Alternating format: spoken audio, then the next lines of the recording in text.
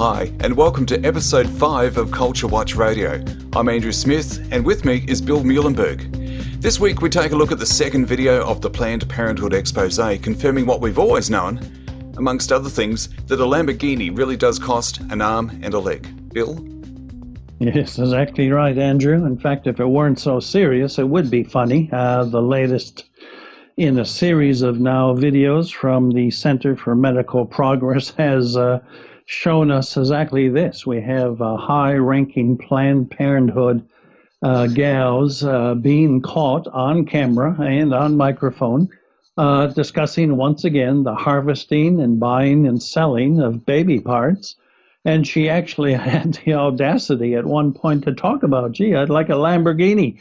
And of course, they're not cheap. So we're talking a lot of baby parts, a lot of arms and legs. And this is once again a confirmation of the callous, immoral activities, in fact, illegal, of Planned Parenthood, the biggest baby-killing organization in the world. And these damning videos, well, they're the gift that keeps on giving. We just keep getting more and more of them putting their foot in their mouth, and boy, it's sobering stuff.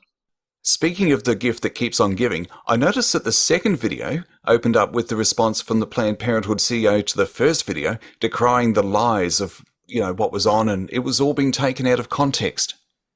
Yes, exactly right. That was the 2-minute video that she recorded after the first one, trying to downplay everything that has been exposed, saying, as we recall, that well, it's the tone I wasn't too crazy about with the first gal who was interviewed, but otherwise basically admitting that this is happening. So, yeah, she's in the same boat with, even the White House.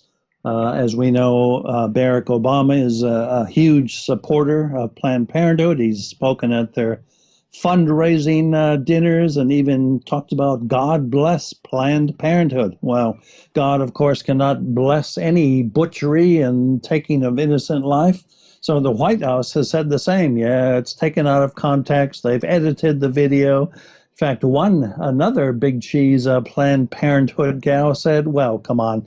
What we're doing here is no different than blood donations. Well, look, I've got news for this gal. At least in Australia, as far as I know, no money is exchanged for the donating of blood. But much more importantly, nobody's dying for the donation of blood. It's certainly a voluntary giving of blood. The baby, of course, does not have that choice. Be interesting to see if they even know how to respond to the second video. It's getting more and more damning, Andrew, and how can they? I mean, they're caught out. Everything is there. They're caught on camera. It's their own words. So we just sit back and listen and are, continuously shocked at the kind of cold-bloodedness. Again, over a nice meal at a nice restaurant, talking about a menu of body parts, how much it's going to cost. It's business as usual. There's nothing shocking about this at all, at least in their eyes. And as I wrote in my most recent piece, well, if we know anything about Margaret Sanger, the eugenicist and founder of Planned Parenthood, well, none of this should really come as a surprise. Bill, the abortion businesses and their secondary industries are, a worldwide issue. Yet we hear pretty much nothing from the church in Australia. Well, that is a tragedy, and you have to ask why. Why isn't something as vitally important, in this case, the sanctity of human life, the fact that we're all made in God's image, and they're being slaughtered by the millions around the world, 45 to 50 million annually, and here in Australia, around 100,000. Why is the church not speaking out on this? Seems to me we've got some unhelpful or scary parallels with the silence of the churches in Germany about 75 years ago. Are those stories really true about the trains going past and the screams and people either ignored them or just sang louder? Well, there have been stories to that effect. Whether that one particular story of the pastor saying in their church, whenever the trains went by with the screams, they sang their hymns louder to drown out the weeping and wailing and screaming.